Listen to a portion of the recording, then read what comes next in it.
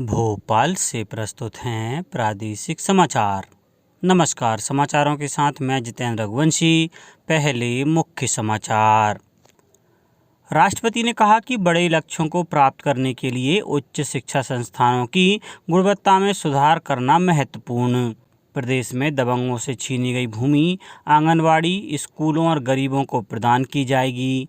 आदिवासी बाहुल्य क्षेत्र तामिया में 3 पंचायतों में पंच से लेकर सरपंच पद सभी पदों पर महिलाएं निर्विरोध निर्वाचित। और खेलो इंडिया युवा खेल में मध्य प्रदेश ने अब तक जीते 1 स्वर्ण सहित कुल 5 पदक। अब समाचार विस्तार से। राष्ट्रपति रामनाथ कोविंद ने कहा है कि बड़े लक्ष्यों को प्राप्त करने के लिए उच्च शिक्षा संस्थानों की गुणवत्ता में सुधार करना महत्वपूर्ण है।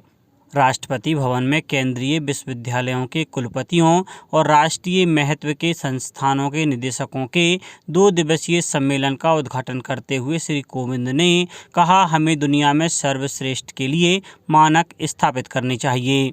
उन्होंने प्रसन्नता व्यक्त की कि इस वर्ष 35 भारतीय संस्थानों को QS रैंकिंग में स्थान दिया गया है, जबकि पिछले वर्ष 29 को स्थान दिया गया था। शीर्ष 300 में इस साल 6 संस्थान हैं, जबकि पिछले साल 4 संस्थान थे।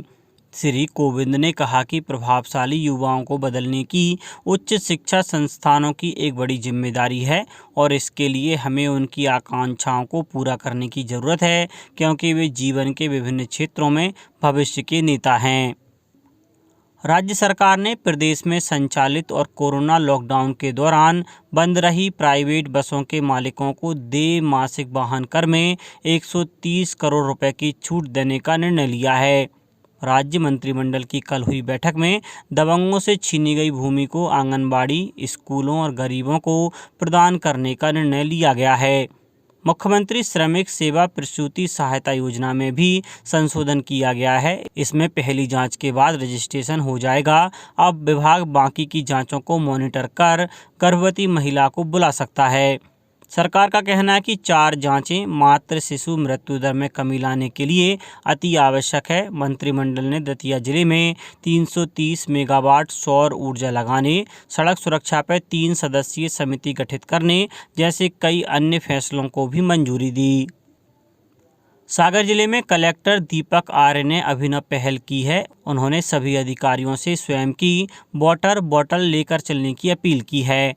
अब कलेक्ट्रेट कार्यालय में प्लास्टिक की बोतलों में पानी सप्लाई नहीं होगा। कलेक्टर ने बताया कि पर्यावरण की दृष्टि से यह पहल प्रारंभ की जा रही है। प्लास्टिक बोतलों के उपयोग को रोकने के लिए इनकी मॉनिटरिंग भी की जाएगी। अपर कलेक्टर अखिलेश जैन के मुताबिक इसकी शुरुआत सबसे पहले कलेक्टर कार्यालय से प्रारंभ होगी। इसके बाद जिले के सभी शासकीय कार्यालयों में इसे लागू किया जाएगा। स्वास्थ्य मंत्री डॉक्टर मनसुख मांडविया ने कहा है कि विकसित भारत का सपना तभी साकार हो सकता है जब इसके नागरिक स्वस्थ होंगे। कल विश्व खाद्य सुरक्षा दिवस के अवसर पर नई दिल्ली में आयोजित समारोह में डॉक्टर मांडविया ने कहा कि स्वस्थ नागरिक ही समाज को स्वस्थ बनाते हैं।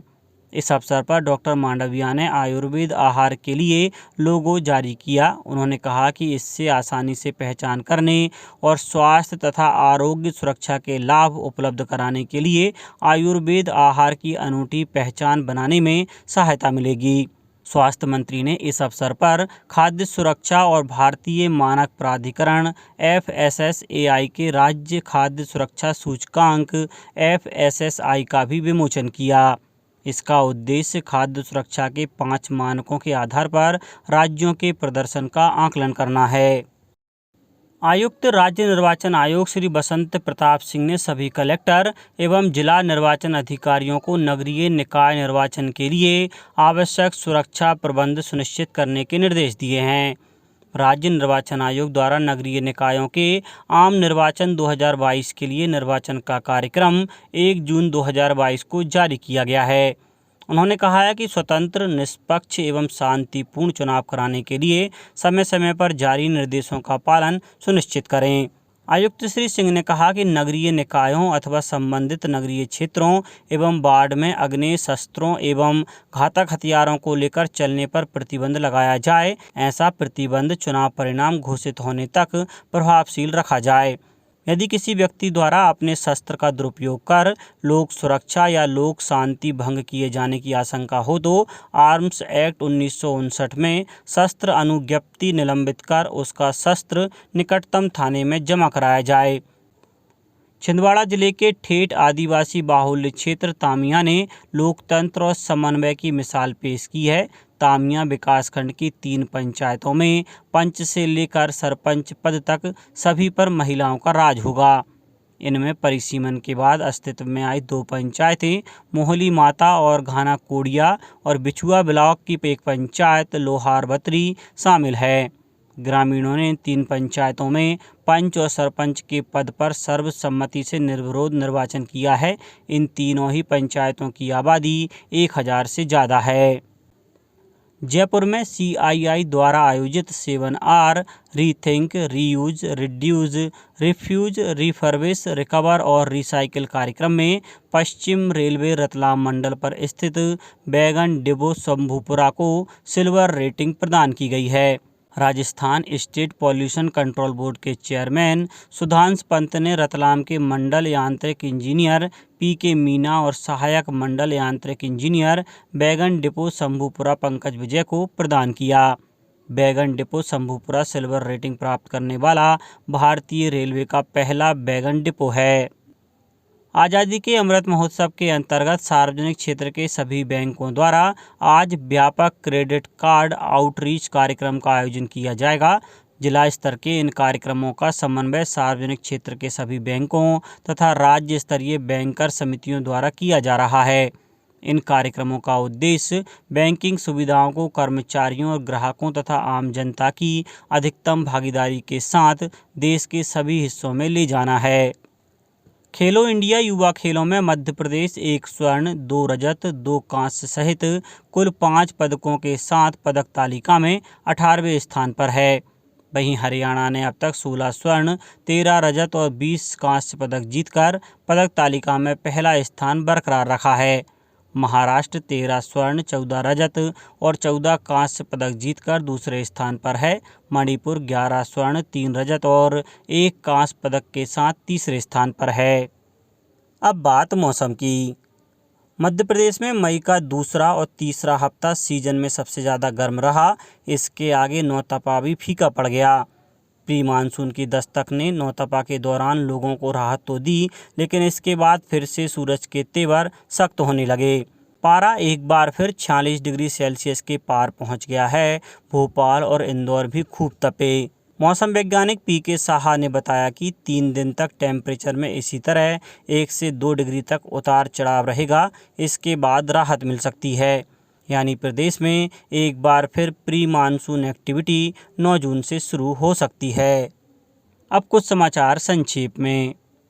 केंद्रीय अप्रत्यक्ष कर और सीमा शुल्क बोर्ड द्वारा आज ड्रग डिस्ट्रक्शन डे आयोजित किया जाएगा।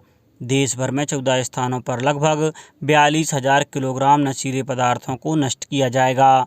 शिवपुरी जिले में नगरीय निकाय और त्रिस्तरीय पंचायत आम निर्वाचन को सुव्यवस्थित संपन्न कराने के उद्देश्य से कल 2 पालियों में मास्टर ट्रेनर्स का द्वितीय प्रशिक्षण संपन्न हुआ।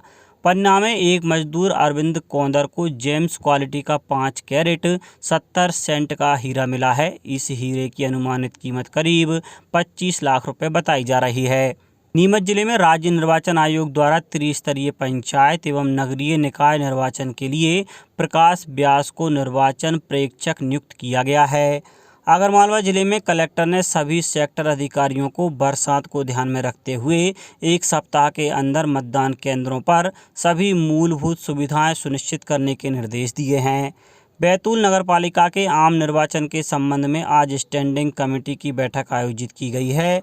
खंडवा में निर्वाचन प्रक्रिया संपन्न होने तक की अवधि में उक्त समस्त निर्वाचन क्षेत्र में किसी भी प्रकार के नवीन निर्माण कार्यों की स्वीकृतियां जारी नहीं की जाएंगी। और शाजापुर जिले में कल की गई जांच में सभी 102 नामांकन पत्र वैध पाए गए। अंत में मुख्य समाचार एक बार फिर। राष्ट्रपति ने कहा कि बड़े लक्ष्यों को प्राप्त करने के लिए उच्च शिक्षा संस्थानों की गुणवत्ता में सुधार करना महत्वपूर्ण। प्रदेश में दबंगों से छीनी गई भूमि आंगनवाड़ी, स्कूलों और गरीबों को प्रदान की जाएगी। आदिवासी बाहुल्य क्षेत्र तामिया में 3 पंचायतों में पंच से लेकर सरपंच पद सभी पदों पर महिलाएं निर्विरोध निर्वाचित। और खेलो इंडिया युवा खेल में मध्य प्रदेश ने अब तक जीते 1 स्वर्ण सहित कुल 5 पदक। इस बुलेटिन में इतना ही। घर पर रहिए, सुरक्षित रहिए और सुनते रहिए प्रादेशिक समाचार। नमस्कार।